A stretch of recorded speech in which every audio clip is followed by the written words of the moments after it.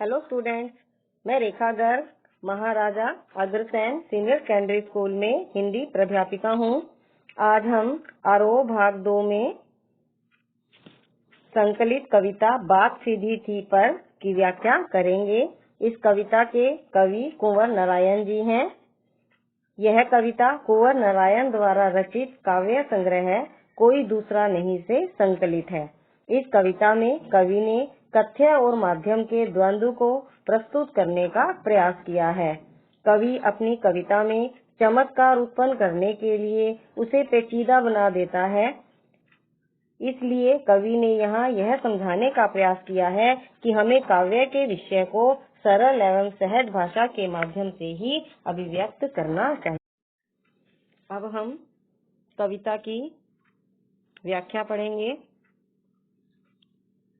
पहले प्रसंग लिखेंगे। प्रस्तुत पंक्तियाँ कुंवर नारायण द्वारा रचित कविता बात सीधी थी पर से ली गई हैं। इस कविता में कवि ने कथ्य और माध्यम के द्वंद्व को प्रस्तुत करते हुए भाषा के सहज प्रयोग पर बल दिया है। पहले हम इस पद्यांश के शब्दार्थ देखेंगे। चक्कर, प्रभाव दिखाने की कोशिश, टेढ़ा फंसना, बुरी तरह फंसना, पेचीदा, जटिल या उलझी हुई। कविता देखें अब। बात सीधी थी पर एक बार भाषा के चक्कर में जरा टेढ़ी फंस गई। कवि कहता है कि मैं एक बार कविता के द्वारा अपने मन की सहज और सरल बात कहना चाहता था, परंतु भाषा के चक्कर में पड़कर मेरी बात बिगड़ गई। कवि कहता है कि मैंने सोचा कि मैं बढ़िया से बढ़िया भाषा का प्रयोग करूं, परंतु ऐसा करने से मेरा कथ्य उलझ कर रह गया और जो मेरी बात की सरलता थी वह उसकी स्पष्टता भी नष्ट हो गई, अर्थात मेरी बात उस कविता में स्पष्ट ही नहीं हो पाई।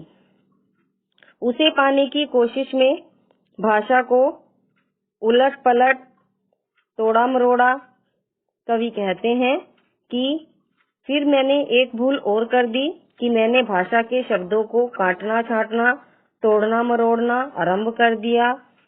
उसे कभी इधर घुमाया, कभी उधर घुमाया कि परंतु जो मेरी मूल बात थी, जो उसका सरल रूप था, जो मैं सबके सामने व्यक्त करना चाहता था, वह मेरी बात और भी अधिक उलझ गई। घुमाया फिराया की बात या तो बने या फिर भाषा से बाहर आए। मैंने यह कोशिश की कि या तो जो मेरे मन की बात है वो सहजता से सबके सामने प्रकट हो जाए, या फिर मेरी इस बात को इस भाषा के उलटफेर से स्वतंत्रता मिल जाए। लेकिन इससे भाषा के साथ साथ बात और भी पेचीदा होती चली गई। कवि कहते हैं परंतु मेरे दोनों ही काम नहीं बने और इस प्रयास में मेरी भाषा और अधिक जटिल हो गई। भाव यह है कि कवि का जो कविता का तथ्य है और माध्यम दोनों ही उलझकर रह गए।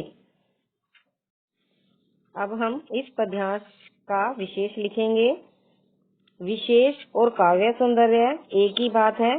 यदि काव्य सौंदर्य या शिल्प सौंदर्य एग्जाम में आता है तो आपने विशेष ही लिखना है। तो विशेष, कवि ने भाषा की जटिलता पर कटाक्ष किया है। भाषा सरल, सहज, साहित्यिक, खड़ी बोली है। काव्यांश रचना है वो मुक्त छंद में है। टेढ़ी फंसना, पेचीदा होना मुहावरे का सुंदर प्रयोग है। साथ साथ में पुनरुक्ति, प्रकाश, अलंकार है।